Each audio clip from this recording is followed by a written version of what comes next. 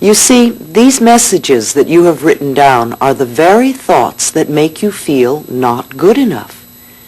If we had a 3-year-old child here in the middle of the room, and each one of us started to yell at the child and tell it how no good it was and how stupid it was, and it shouldn't do this and it should do that, and how dare it make a mistake, and look at the mess it made, and maybe we hit that child a few times, what are we going to have? We're going to have a little child that cowers in the corner and behaves like a goody-goody, or we're going to have a child that tears up the room. They will go one of two ways, but there is no way we're ever going to know the potential of this child. However, if we take that same little child and we tell it how wonderful it is and how much we love it and how beautiful it is and that we just love the way it does things and we think it's so creative and that it's okay for this child to make mistakes while it learns, then the potential that can come out of this child will blow your mind. Now, each one of us is always working with the 3-year-old child within us.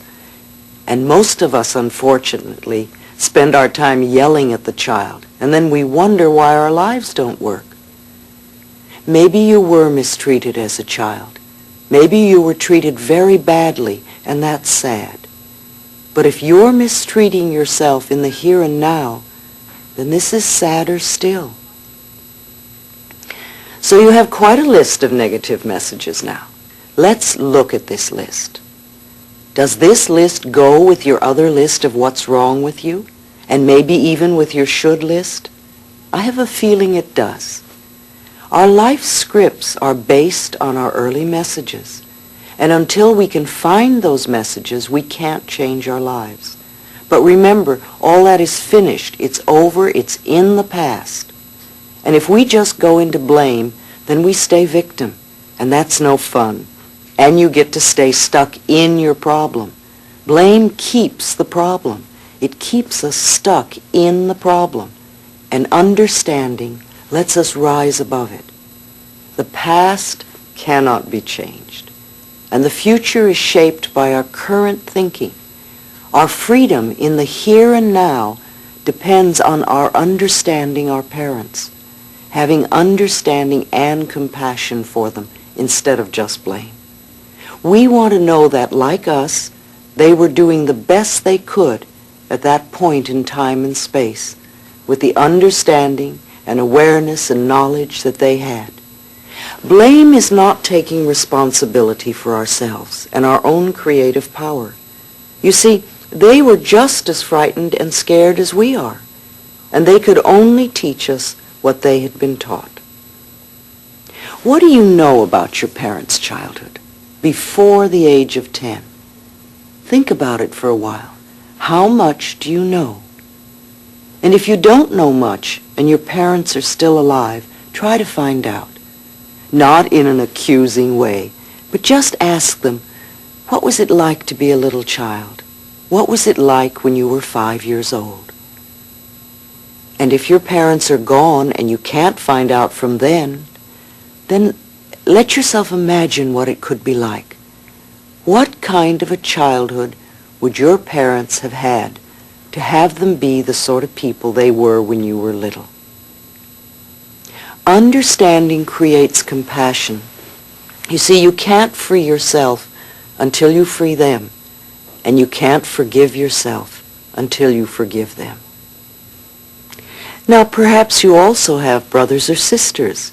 If they are older, they may have been like gods to you, and you may have taken very seriously the things that they said.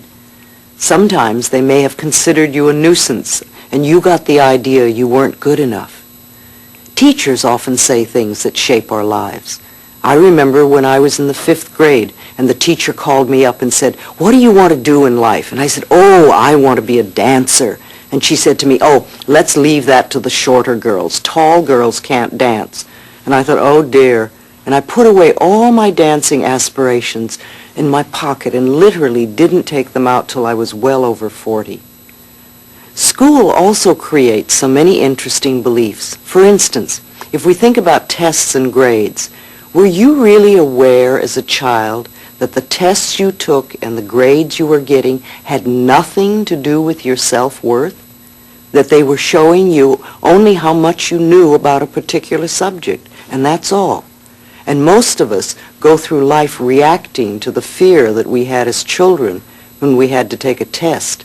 We thought it had to do with whether we were good enough or not.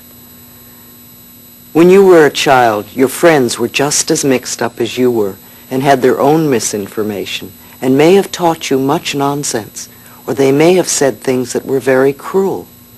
You had neighbors. What did the neighbors say? What did they think? Were you afraid of them? Were they friends? Then you think of the ads on TV and in the magazines.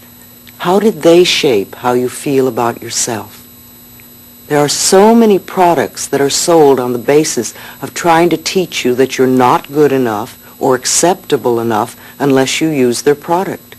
Do you buy into that? Or do you see their game? See, our old messages of limitations come from many places, and it always comes down to, where did we get the messages that we're not good enough? And then, of course, the next thing is how to transcend our limitations, no matter what they told us. See, it doesn't matter what other people say about us. It's how we react to it and what we're choosing to believe about ourselves. You know, Gerald Jampolsky has written a couple of wonderful books. In Teach Only Love, he said something I thought was brilliant. He said, if you want to increase your spiritual growth as quickly as possible, or if you want to get out of a problem as quickly as possible, choose to think only happy thoughts. You see, you can only think one thing at a time. You can spend your time thinking about joyous experiences. You can love yourself. Or you can spend your time doing what I call griping and grunging, thinking about the past and all the failures and all the things that went wrong and how you're not good enough and how things may go wrong in the future is a sure way to continue to have failures. But that's not the way to create a wonderful life. Loving yourself and thinking joyful, happy thoughts is the quickest route you can take.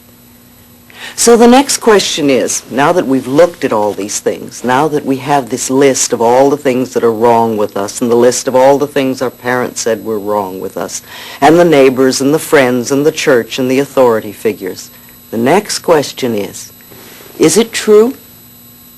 Look at your list. What do you still believe is true for you? Is it really true? And the answer to me is both yes and no. All these negative things are true if you believe them about yourself. And they're not true if you don't believe them. And you can tell what you believe just by looking at your experiences. If you have a lack of finances or you really can't get your money act together, then there must be a belief within you of burdens and debts. If you're a lonely person, then there must be a belief in there that says, nobody loves me, or I'm unlovable. If you're ill a lot, then you must have crippling thoughts of some sort. You may not consciously be aware of these thoughts, but if you look to your circumstances, you can begin to see what kind of thoughts you must have. So think of all the things in your life that are not working, because that's what we're concentrating on now. This is what we want to change. And ask yourself, what kind of thoughts could be creating these conditions? Could they be some of the things on your list?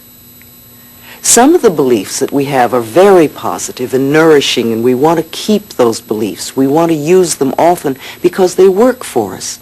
And some of the things we believe are no longer appropriate. And some of the things we believe were never true. They were someone else's fears. All those things on your list were other people's opinions. So the question you have to ask yourself is it true? And you'll get the answer by looking around you at your circumstances. You see, our circumstances always show us what we believe. I remember once when I was a little girl in school, and this memory is so vivid for me because it's so typical of my beliefs about myself at the time. I remember that we had a party in school, and it was a gala affair, and everybody brought a lot of party stuff and things like that. And there was lots of cake, and there was so much cake that when the teacher was cutting it, several children got several pieces of cake. And yet, when it was my turn and I came up for a piece of cake, and of course with my belief system, I was last, there was no cake left. And all the children who had cake all the time and who believed that it was their right to have cake were having lots of cake. And I, who never had cake and believed that I was not good enough and did not deserve any, there wasn't one piece left for me.